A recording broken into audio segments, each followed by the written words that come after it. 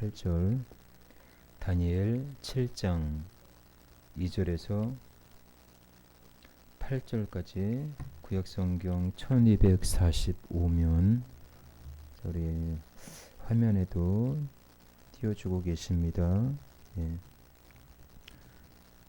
다니엘 7장 2절에서 8절까지 저리 한 절씩 교독합니다. 다니엘이 진술하여 이르되 내가 밤에 환상을 보았는데 하늘에 내 바람이 큰 바다로 몰려 불더니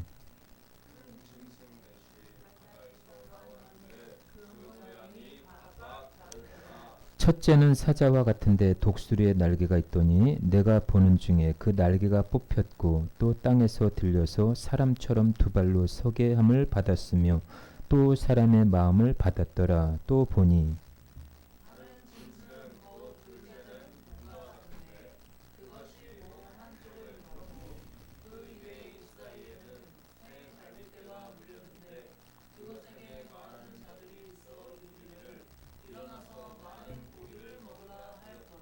그 후에 내가 또 본즉 다른 짐승 곧 표범과 같은 것이 있는데 그 등에는 새의 날개 넷이 있고 그 짐승에게 또 머리 넷이 있으며 권세를 받았더라.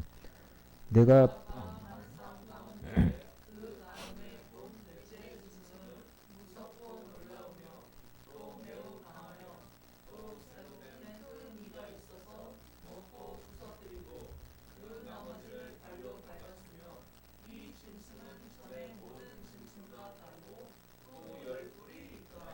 같이 합독합니다.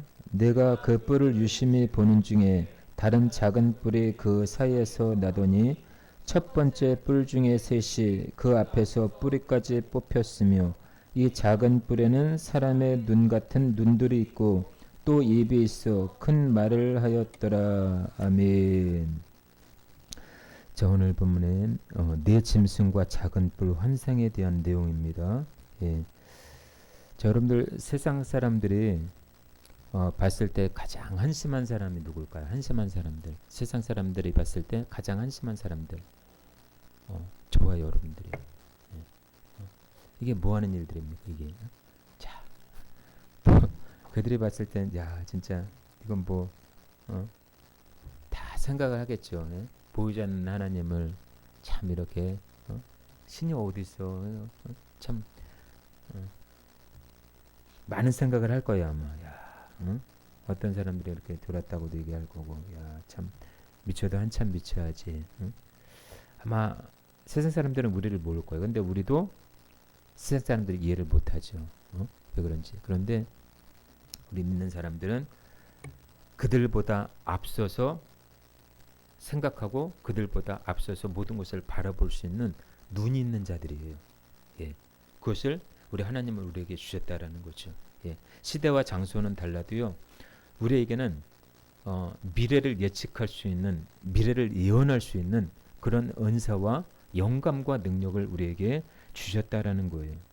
그렇다고 봤을 때 이 다니엘서는 우리에게 의미하는 바가 굉장히 크다라는 거예요. 자, 여기서 내 짐승은 뭐고 작은 뿔이 뭐고 여기 보니까 다니엘이 환상 가운데, 그것도 환상 가운데 하나님이 보여주신 거예요. 환상 가운데 여기 보니까 바다가 나타나고 바다에서 큰 짐승 넷이 올라와요. 예? 여러분 바다 가보셨죠? 여름에 바다 가보셨습니까? 여름에? 예. 그럼 그 바다에서 짐승이 나온다고 생각해봐요. 이해가 되십니까? 진짜 바다. 뭐 태평양 앞바다든지 뭐 어떤 바다든지 뭐 거기서 큰 짐승이 나온다고 생각한다면 이게 이해가 되십니까? 고래나 상어는 이렇게 띄워놓을 수 있어요. 근데 거기서 큰 내 짐승이 나와요. 짐승이. 있을 수가 없는 일이죠. 이건 상징이라는 거죠. 내 짐승은 무엇을 얘기하고 작은 뿔은 무엇을 얘기하느냐. 환상을 통해서 우리 주님이 말씀한다라는 거죠. 그래서 이 성경 한 권에는 전 우주의 역사와 그 인간의 시작과 끝이 담겨 있습니다. 믿으십니까? 그래서 다니엘서는 굉장히 중요해요. 신약의 요한계시록이에요. 다니엘이. 그래서 구약의 다니엘과 신약의 요한계시록과 뗄래야 뗄 수 없는 아주 밀접한 관계가 있다라는 거예요. 그래서 다니엘서의 한 장 어떤 경우에는 그 한 절 안에 인류 역사의 수천 년이 담겨 있기도 합니다. 예. 그래서 이 성경처럼 역사적이고 과학적인 책은 이 세상에 없다라는 거예요. 특별히 다니엘서 7장은 역사적인 측면에서 매우 가치 있는 내용이라는 거죠. 특별히 7장에는 네 짐승과 작은 뿔 환상이 나오는데 오늘 본문에 보니까 2절에 다니엘이 진술하여 이르되 내가 밤에 환상을 보았는데 하나님께서 다니엘에게 환상을 보여주세요. 그래서 그 환상의 내용이 이러하다라는 거예요. 근데 특별히 그 환상 내용을 잘 해석하는 사람이 구약시대에 다니엘이 있었어요. 다니엘만큼 영감이 충만하고 환상과 계시에 능통한 사람은 없어요. 여러분들 이 시대에 다니엘처럼 그런 영감으로 충만할 수 있기를 축복합니다. 2절 3절에 보니까 하늘에 내 바람이 큰 바다로 몰려 불더니 내 바람이 넷이래요. 그리고 큰 짐승 넷이 바다에서 나오는데 그 모양이 각각 다르더라. 자, 그럼 여기서 내 바람은 무엇이고 내 짐승은 무엇일까요? 자, 바람은 세력을 상징합니다. 세력. 다시 말해서 내 바람은 내 세력. 나라들을 가리켜요. 나라들. 예. 그래서 내 짐승은 17절 말씀에 근거해서 내 왕, 따라서 내 왕을 의미한다라고 하는 거죠. 자, 계시록 7장 1절에는 이렇게 얘기합니다. 이후에 내가 내 천사가 땅 내 모퉁이에 선 것을 보니 땅의 사방에 바람을 붙잡아 바람으로 하여금 땅에나 바람에나 바다에나 각종 나무에 불지 못하게 하더라. 자, 다니엘 7장 2절 3절은 이 계시록 7장 1절과 관련이 있다라는 거예요. 자, 여러분들 대환란이 시작되면요. 하나님의 종 14만 4천을 인치시는데 인치시기 전에 사방의 바람을 불지 못하게 한다라는 말씀이에요. 그래서 종말 때는요. 이 4대 세력, 4대 세력이 바람을 불러일으킨다라는 거예요. 바람을 불러일으킨다라는 거. 그래서 이 네 짐승이 네 왕이요 곧 네 바람인데 자, 세계 도처에서 전쟁이 터지죠. 그렇죠? 전쟁이 터져요. 세력 다툼이 생겨나서 나라마다 쑥대밭이 돼버려요. 전쟁 때문에. 고아가 생기고 그리고 경제적으로 굉장히 타격을 입어요. 자, 이 일이 앞으로 있을 것이라는 사실이 중요하다라는 거예요. 다시 말해서 우리 시대와 깊은 관련이 있다라는 거죠. 예. 그래서 많은 성경을 연구하는 주석가들은요. 이 점을 못 본다라는 거예요. 특히 다니엘 7장 네 짐승의 환상은요. 종말 때와도 관련된 환상임을 분명히 알 수가 있습니다. 자, 그래서 첫째 사자와 같은 짐승 이렇게 얘기하고 있습니다. 7장 4절에 보니까 첫째는 사자와 같은데 독수리의 날개가 있더니 내가 보는 중에 그 날개가 뽑혔고 또 땅에서 들려서 사람처럼 두 발로 서게 함을 받았으며 또 사람의 마음을 받았더라. 또 보니 자, 첫째 사자와 같은 짐승이래요. 자, 여러분들 사자의 특징이 뭐예요? 사자. 네. 뭐 안 보셨습니까? 다 사자. 안 보셨어요? 네. 사납다. 또 무리를 짓는다. 운다야 문다예요. 문다. 문다. 예, 문다. 예. 예? 싸나워요. 싸나우고 문다. 예. 그 사자처럼 그 왕은 없겠죠. 그렇죠? 예? 동물의 왕. 동물의. 근데 코끼리 앞에서 도망가는데 평상적으로 사자가 이제 동물의 왕인 건 사실이에요. 근데 본문에 보니까 첫째 사자와 같은 짐승이래. 짐승이긴 짐승인데 사자와 같대요. 자, 모습이 사자와 같다라는 것은 뭐예요? 지배성을 얘기합니다. 지배성. 얼마나 이 세력이 큰지 지배한다라는 거예요. 이게 왕이 됐든지 나라가 됐든지 지배하는 왕, 지배하는 나라를 상징한다라는 거예요. 그래서 사자와 같고 독수리의 날개가 있다라는 것은 강국을 의미합니다. 강대국. 지금 우리 전 세계적으로 강대국이 어떤 나라예요? 강대국. 미국 또 뭐 중국 또 러시아. 예, 중국도 이제 조금씩 이렇게 이렇게 아무튼 발전되게보다도 좀 뭔가 이렇게 좀 세력을 좀 이렇게 점점 이렇게 좀 넓히는 것 같아요. 그런데 사자와 같은 그 지배성을 가진 독수리와 같은 그 강국이 그 날개가 뽑혔다라고 얘기하고 있습니다. 힘을 잃었다라고 얘기하고 있습니다. 자, 이와 관련해서요. 장로교를 창시한 존 칼빈은요. 첫째 짐승이 날개가 뽑혔고 사람처럼 두 발로 서게 함을 받았으며 사람의 마음을 받았다라는 이 부분을 가리켜서 어떻게 해석을 하느냐. 바벨론이 국권을 빼앗겼다 이렇게 얘기해요. 바벨론. 지금 이 다니엘서는 지금 저 이야기잖아요. 바벨론 이야기잖아요. 그렇죠? 바벨론이 국권을 빼앗긴 뒤에 그 민족이 보통 사람으로 살게 된다라는 이야기예요. 야, 여러분들 아까 사자라고 얘기했죠. 사자. 예. 사자가 뱀에 물린 것 같아요.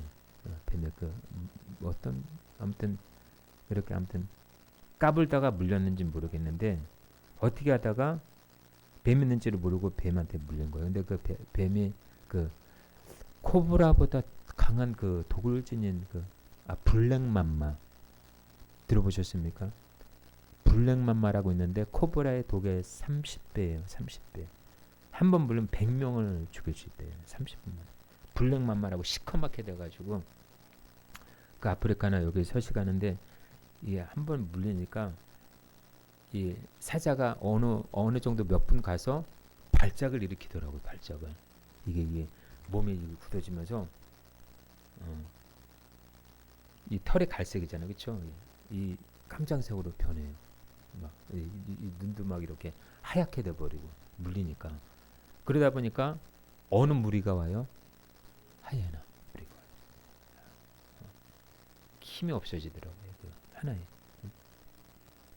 그러니까 어떨 때는 아주 강한 동물이라도 약해질 때가 있다라는 거죠. 마찬가지로 아무리 강한 강대국이라도 이빨도 뽑히고 날개도 뽑히고 오늘 본문 말씀처럼 표현이 참 잘 그렇게 묘사되고 있어요.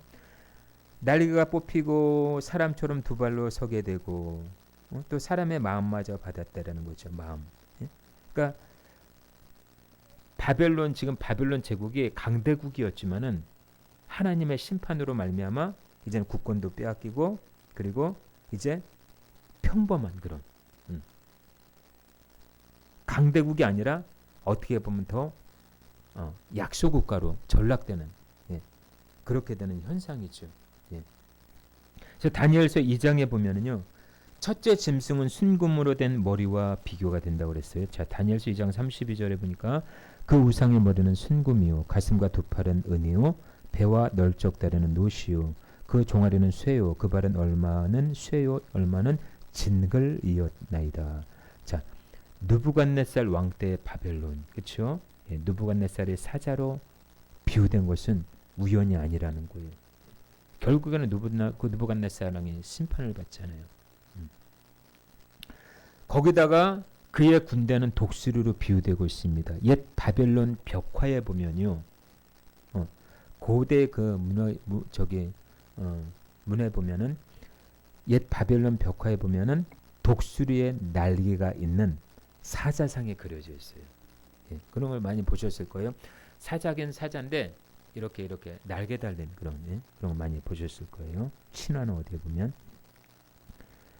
자, 예레미야 49장 22절에는 이렇게 얘기합니다. 보라, 원수가 독수리같이 날아와서 그의 날개를 보스라 위에 펴는 그날에 에돔 용사의 마음이 진통하는 여인같이 되리라 하시니라. 자, 종말 때인 이 계시록 7장의 관점에서 봤을 때, 자, 첫째 짐승은 러시아를 상징할 확률이 많다라는 거예요. 러시아 세력. 러시아 세력은 계시록 7장 1절에 사방의 바람을 일으킵니다. 그러니까 사방의 바람을 일으키는 중에 그 한쪽 바람이에요. 한쪽 바람. 자, 그래서 바벨론이 가장 먼저 무너졌다고 얘기했죠. 종말 때 구소련 역시 가장 먼저 무너지는 세력이 되었음을 성경 역사는 기록하고 있다라는 거예요. 자, 다니엘 7장 5절에 보니까 뭐가 나옵니까? 다니엘 7장 5절에 보니까 다른 짐승 곧 둘째는 뭐와 같아요? 곰과 같아요. 자, 곰의 특징이 뭡니까? 포악하다. 그리고 많이 먹는다. 또 뭐가 있을까요? 힘이 세다.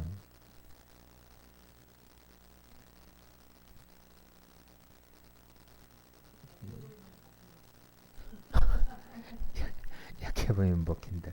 예. 그리고 곰에 대해서 잘 아는 바가 없어요. 그렇죠? 그냥 곰. 예. 겨울잠. 예. 자, 둘째는 곰과 같은데 그것이 몸 한쪽을 들었고 5절에 보니까 몸 한쪽을 들었고 그 입에 이 사이에는 새 갈빗대가 물렸는데 새 갈빗대가 물렸대요.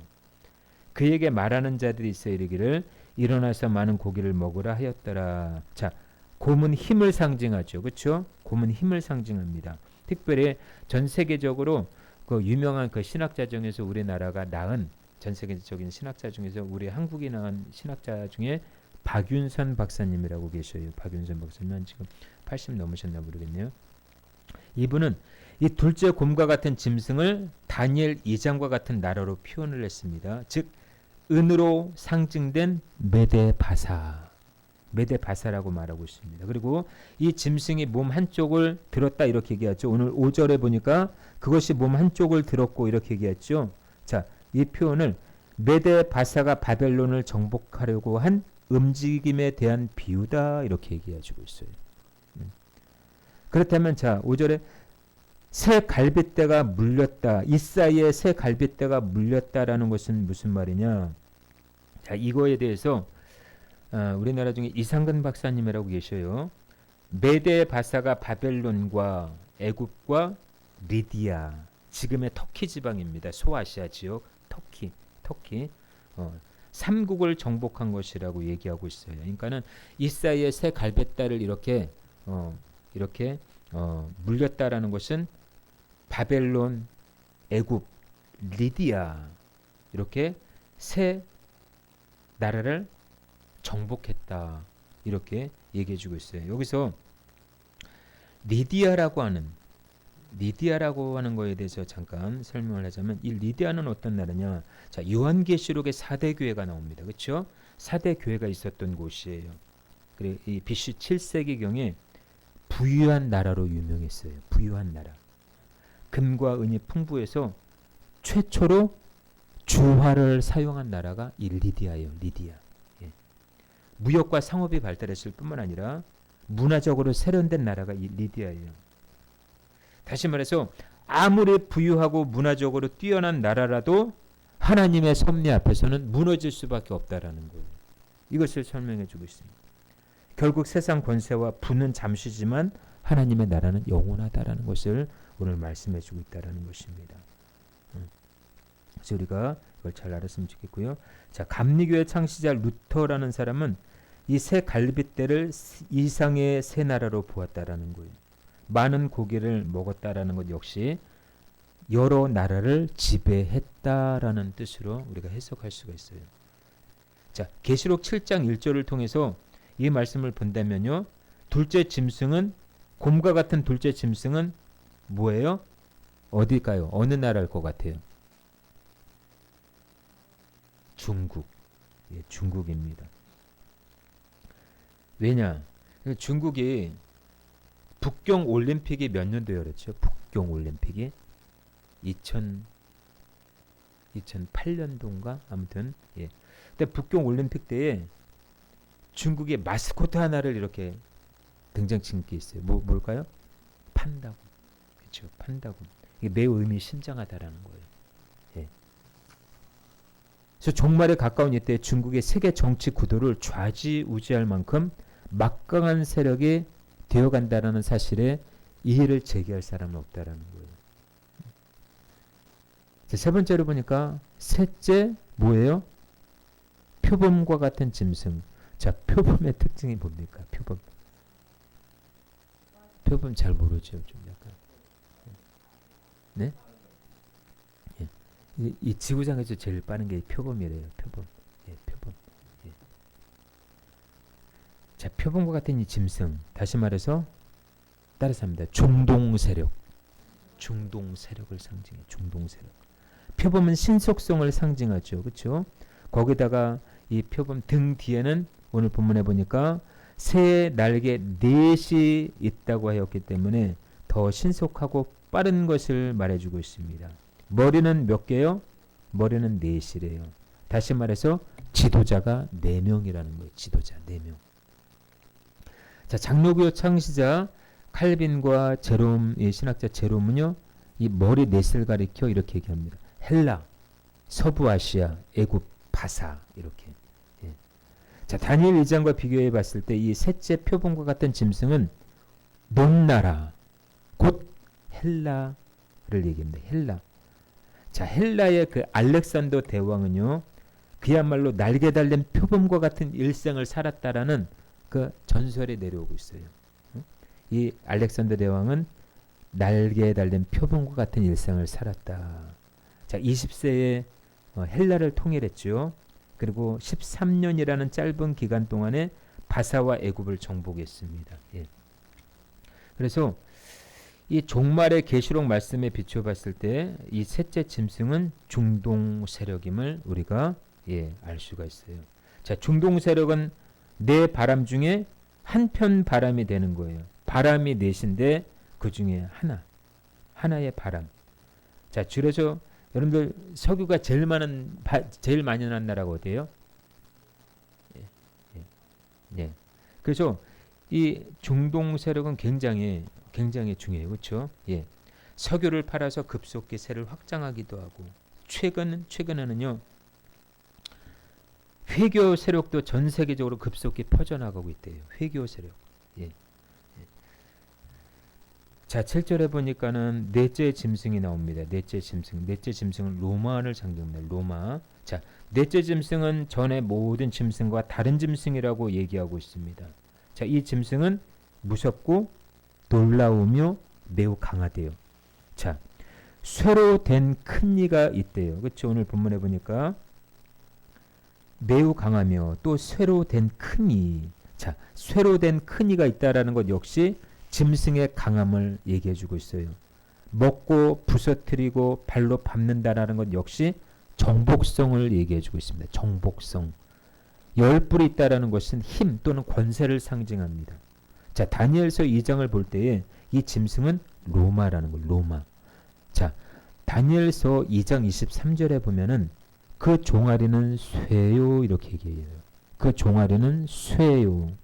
실제적으로 로마는요 철 문화입니다. 철 문화, 철이 발달된 문화. 예. 그래서 다니엘 7장 7절의 말씀대로 로마는 역사상 전무후무한 정복 국가로 세계를 지배합니다. 10뿔에 대해서는 주석가들 역시 견해 차이가 있어요. 예. 다양합니다. 그래서 장로교를 창설한 이 칼빈은요 역사상 로마의 열왕이라고 했습니다. 예. 로마의 열왕. 다시 말해서 멸망까지 적그리스도까지. 결국은 적그리스도를 상징한다라는 거예요. 따지고 보면. 예. 계시록의 관점에서 볼 때 이 넷째 짐승은 말할 것도 없이 적그리스도 국가라는 거예요. 그럼 적그리스도의 국가가 현재의 EU. 따라서 합니다. EU가 어디예요? 유럽연합. 유럽연합 세력이라고 보는 분들이 많이 있어요. 이거 틀린 말은 아니에요. 적 그리스도의 국가가 앞으로 유럽연합이 될 거라는 거죠. 그러니까 유럽에서도 통치자가 나와요. 이제 앞으로. 그래서 EU는 종말 때 내 바람 중에 하나이며 거기서 적 그리스도가 나올 것이라는 예언이에요. 자, 그렇다면 마지막으로 작은 뿔입니다. 작은 뿔. 자, 8절에 보니까 내가 그 뿔을 유심히 보는 중에 다른 작은 뿔이 그 사이에서 나더니 첫 번째 뿔 중에 셋이 그 앞에서 뿌리까지 뽑혔으며 이 작은 뿔에는 사람의 눈 같은 눈들이 있고 또 입이 있어 큰 말을 하였더라 이렇게 얘기해요. 자, 작은 뿔은 작은 권세자, 처음 출발에 의미합니다. 출발. 이에 대해서 어떤 신학자는요. 나라가 작은 것으로 시작하기 때문이라고 하였고 동시에 언제나 작으면서도 큰 말을 한다 이렇게 얘기해요. 큰 것으로 한다 이렇게 얘기해요. 자, 8절 중간에 보니까 뿔 중에 셋이 뿌리까지 뽑혔다. 이 말은 통일 강국의 지배성을 말해주고 있습니다. 입이 있다 보니까 큰 말을 하는 거예요. 큰 말. 큰 말을 하다 보니까 나중에는 하나님을 회방하기까지 이르러요. 뭔 말인지 알죠? 예.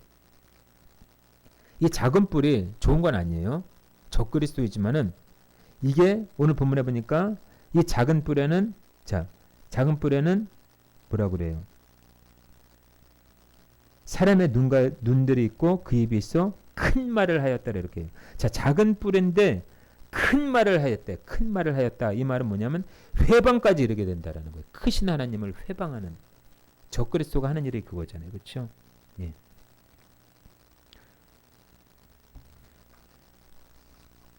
자, 그래서 이 작은 뿔 세계 종말에 나타날 아무튼 적그리스도로 이제 보고 있는 분들이 많이 있습니다.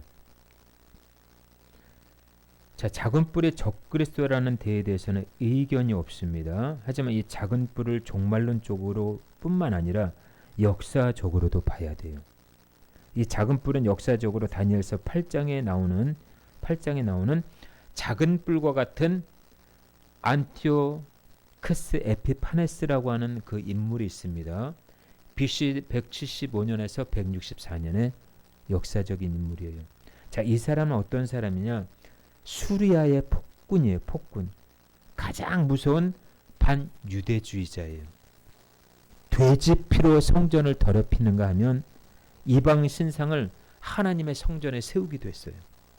그리고 안식일과 제사를 금했습니다. 그리고 이 안티오코스 에피파네스 역시 역사적인 의미에서 하나님을 회방했던 작은 뿌리였던 것으로 기억에 남고 있습니다.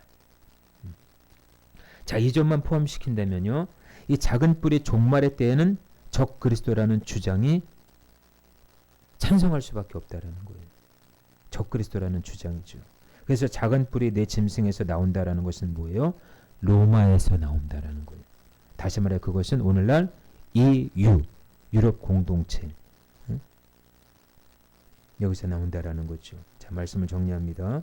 자, 우리가 내 짐승과 작은 뿔 환상에 대해서 살펴봤는데, 자, 성경의 진리를 알면 알수록 그 깊이가 묘합니다. 그 깊이가 더해져요. 그 깊이가 더해진다라는 거예요. 다니엘서 7장에서 다니엘이 받은 환상 하나에 다니엘 당대는 물론 전 세계의 역사가 다 여기에 담겨져 있다라는 거예요. 그래서 세계사라고 할 만큼. 그래서 세계사 또 공부하도 중요하지만 성경을 알아도 세계사를 세계사보다 더 깊이도 알 수 있는 그런 눈이 열린다라는 거죠. 자, 하나님 말씀을 통해서 하나님께서 얼마나 위대한 분이신지를 깨달으시고 영원히 찬양 드리시며 믿음 가운데 살아갈 수 있는 저와 여러분들이 되시기를 주님의 이름으로 축원합니다. 기도합니다.